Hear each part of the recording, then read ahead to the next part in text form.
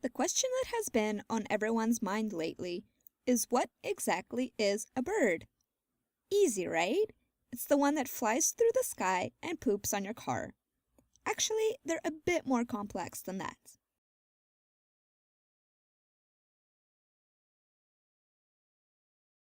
Birds belong to the class aves.